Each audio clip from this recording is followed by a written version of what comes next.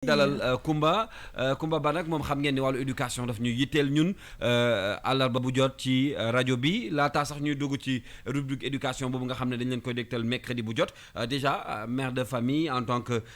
ku yor ay xale également bés bi tey ñu jagleel ko xale yi peut-être ton avis ci sujet bi nga xam ne ubbi nañ ko ci subaak léegi ginnaaw bi ma la nuyoo ajaratu Kumba di la nuyu bu baax a baax a baax. maa ngi lay fay bu baax Kalzu di la wax ni namoon naa la. mais fii la ëppee bu baax a baax a baax. maa ngi nuyu Dissa mi ma bokkal plateau bi. dama doon bañ gën a téye Maawo ci ligne bi. mais bëggoon naa ko wax tamit parce que man ak Amnesty International. on a eu à faire beaucoup d'actions avec les enfants. mais il y a beaucoup de conventions et de traités yoo xam ni signé nañu ko. mais à chaque occasion bu ñuy célébrer journée yu mel ni day mel ni comme si rien n'a été fait. et même boo demee sur le terrain tu te rends compte que ni même bu fekkee am na quelques kuréel yoo xam ne ñu ngi yëngu il y a beaucoup à faire encore dafa mel ni xale yi nekk bi ñu nekk ci mbedd mi sax am na ñoo xam ne daf leen di arranger parce que booy xëy si da ñëw fii Almadi suba si da ngay gis borom oto yu bëri dañuy ñëw di garer di woo xale yi c'est comme si benn côté on avait besoin de ces enfants c'est un marché je veux dire pour def seen besoin c'est un marché il faut parce que am nga loo yor am nga koo ko war a jox kon am na ñoo xam ne bu xale yi génnee ci mbedd mi arrangé wu xale yi kals bu ñu toogoon seen kër wala am fu ñu leen dugal dina am ñu yuuxu man maa la wax loolu dina am ñu yuuxu parce que gisatuñu ay xale parce que loolu la ñu def ci seen bopp que heure booy xëy benn Samba Ndiaye bu ne à côté boo xam ne gëm loolu la ne yow man maa yor say mbir kooku am na lu mu lay jox tu as besoin de benn xale boo koy jox xale moo gën a innocent man mi magam jëmm soo ma rombee jox ma sarax du ma ko jël mais xale yooyu pour te dire rek le mal il est plus profond que niñ koy xalaatee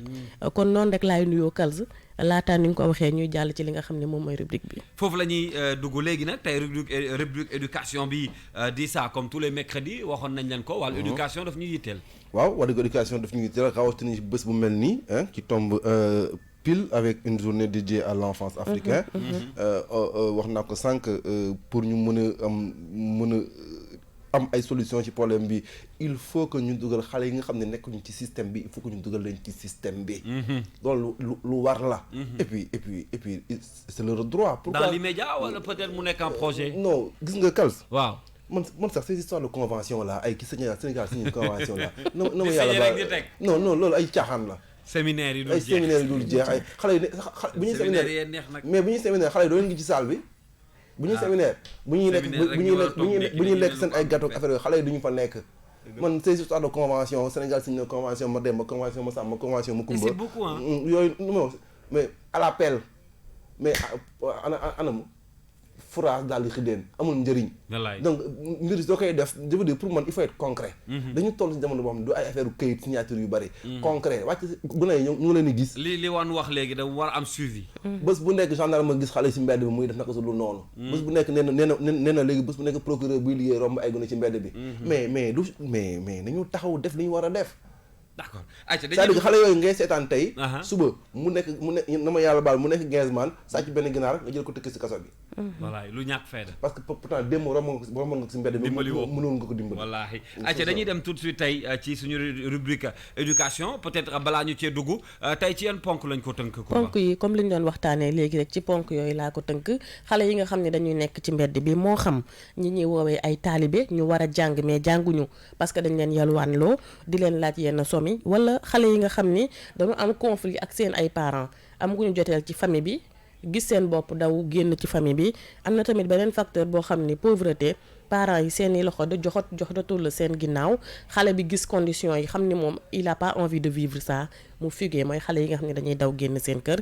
comme ni ko di saa waxee léegi chaîne la parce que ñu ngi wax ci insécurité à Dakar mais insécurité bi fan la jóge insécurité bi mu ngi jógee ci xale bi nga xam ni dafa fàqee Guinée-Bissau wala Mali wala fàqee Fongolemi ñëw Ndakaaru toog fii amul fu mu nekk ci mbedd mi lay dem te mbedd mi dafa am ay réalité am pour nga dund ci mbedd mi il faut nga wàccoo ak réalité yooyu donc xale yooyu nag yëpp am na ci yet ay xale yoo xam ni danoo am ay jafe-jafe ak yoon ba ñu tëj leen ñi nga xam ni purgé nañ seen peine wala ñi nga xam ni ci maison d'arrêt et de correction yi lañ leen yóbbu pour enfants yi mais am na ay kuréel yu ci mel ni village pilote ñoom lañ seeti woon ñoom li ñuy yëngatu moom mooy jéem a récupérer xale yooyu bu ñu leen récupérer dafa am benn site bu ñu am bu nekk au Lac Rose foofu lañ leen di yóbbu ñu ngi ci xam ne amaguñu 12 ans ñooñu ba tey war nañ jàng école mais toujours est-il que bu ñu demee ba gis xale bi dañuy wër parent wam bien que dañ koy téye di ko nourrir di ko jàngal et tout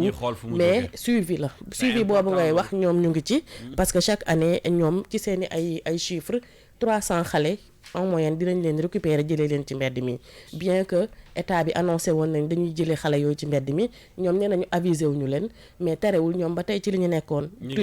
plus de 25 ans ñu ngi ci xale yi nga xam ne am nañ plus de 13 ans dañ leen di jël jàngal leen métier en même temps di leen jàngalaale loo xam ne ci wàllu nasaraan dinañ ko mën a jëfandikoo dans leur avenir kon dañuy def mooy dem déglu rubrique bi après bu ñu paree ñu ñëwaat Kals.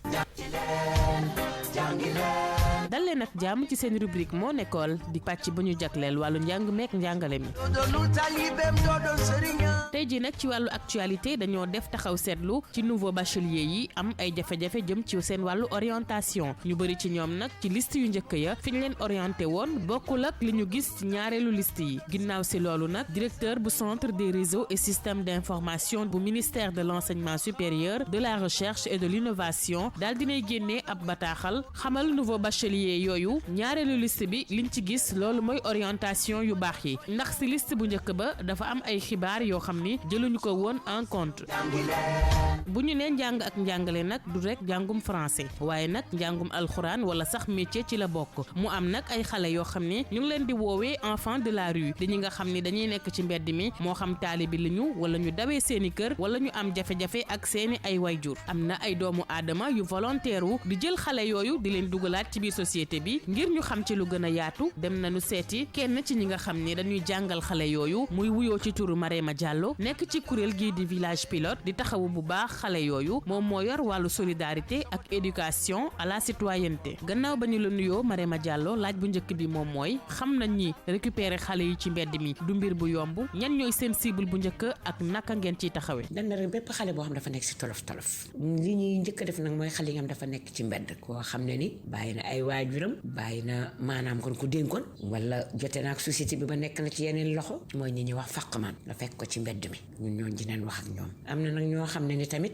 ci loxo yi ñu nekkoon dafa baaxul mu nekk par exemple taalibe ndax taalibe moom ñun ñëpp xam nañu mooy kiy jàng alxuraan sëriñ bi mooy kiy jàngale daara moom mooy école bi ñu war a jàngee bi ñuy saytoo xam-xam alxuraan wante nag nañu waxante dëgg léeg-léeg nga daj si ñoo xam ne ni xëy na turu sëriñ bi dañ koy mbubboo rek mettital xale bi naan ko lii nga indi par bés xale bi su ko amulee ñu boole ko ku ko gën a mag kooku làpp ko ba mu set benn bërëb xale bi su yàggee dafay daw ñooñu tam dinañ wax ak ñoom du ñu fekk benn xale ci daaram di ko fa jële mais xale bu ñu fekk ci mbedd dinañ wax ak yow. am na si xale yooyu ñoo xam ni dañ leen jot a tëj kaso waaye nag yéen am na taxawaay bu ngeen di am ci ñoom naka lay demee. xale moom mbedd moomu mais temps bi nekkee si ñun dinañ leen jàngal nasaraan dalal leen suñu dalee ba pare ba ñu wóoluñu ndax nag wóoluwuñu mag de ndax liñ jot a dal danga leen laaj ñu naan man maa nga tudd Jean fekk mu nga tudd Mamadou maa nga dëkk Mbirkilaan fekk mu dëkk Géej waaye xam nga kooku pour nga xam fa mu jóge day metti mais suñu demee ba kóolute dellu si waat xale bi dina la wax dëgg su la waxee dëgg nag nga delloo ko ay waajuram mais kooku soo koy delloo doo ko delloo loxo kese danga koy delloo soit mu dem jàngi ji nasaraan wala mu dem jàngi ji alxuraan mais ci biir goxam wetu ay waajuram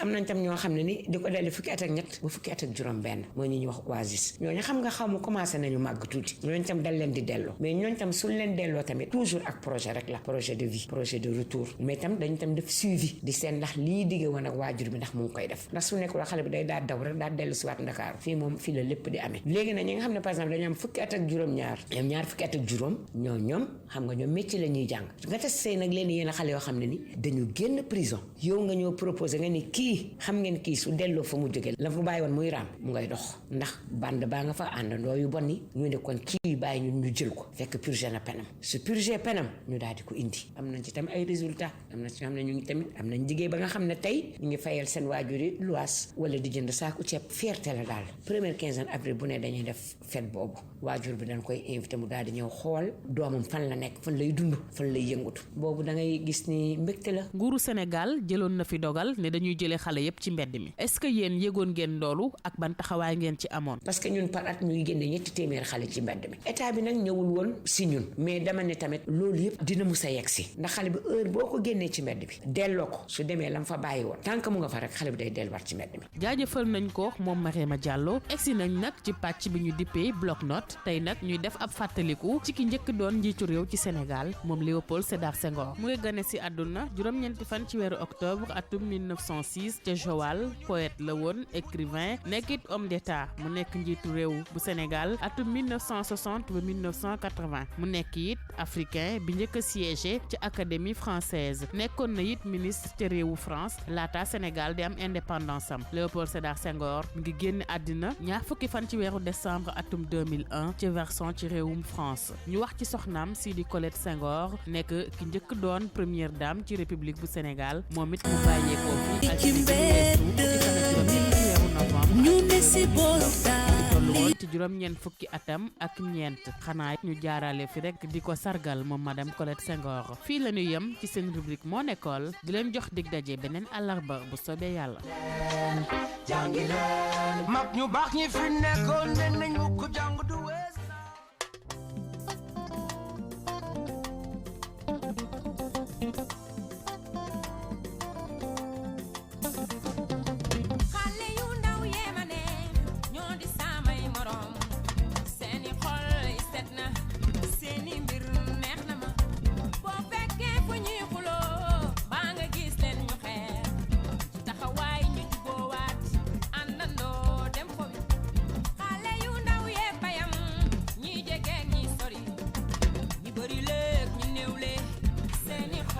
jërëjëf Coumba Ba ñi ngi lay gërëm bu baax a baax ci rubrique éducation très intéressant à chaque fois bu ñëwee nag li ñu ciy jàng dafay bari rawatina nag bu collé ak actualité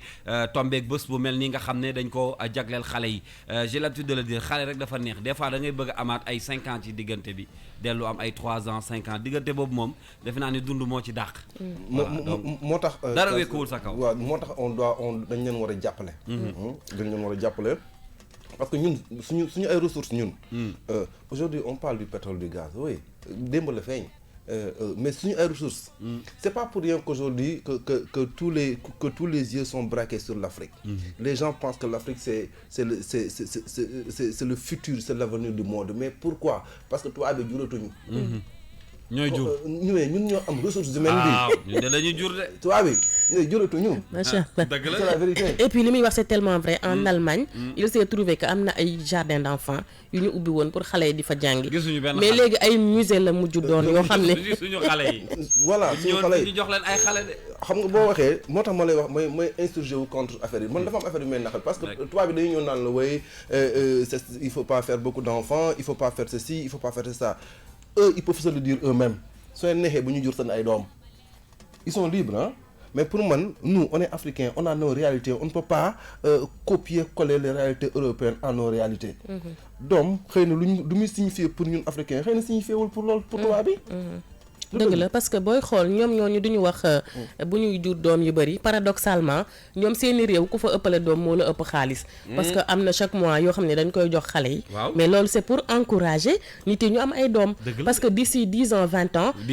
la population sera vieillissante loolu moo dal Allemagne boo demee dëkk bu mel ni Canada problème boobu la ñu am tey bëri ay màgget bëri ay bërëbu liggéeyukaay te amuñu main d'œuvre parce que y a pas de jeunes moo tax booy seetlu seen plan yi ñuy teg yëpp pour inciter les jeunes à ce que ñu ñëw seen dëkk. moo tax ñoom am na dëkk yoo xam ne immigration bi daf leen arrangé. exactement ma jox la beneen exemple. waaw. waaw voilà wàññil ma sa bopp tuuti rek. waaw ma wàññi tuuti. waaw. li tax tey Chine am doole. waaw li tax Chine bu ne xu américain waaf lu tax bu ne xaar tubaab bi ne këj noppi mais ils sont 1 milliard et quelques. ils sont nombreux. ils sont nombreux. non seulement ils sont nombreux quelques. mais ils sont éduqués et instruits. xanaa dama ne loolu daf ñu të ñun 15 millions 16 millions. déedéet ah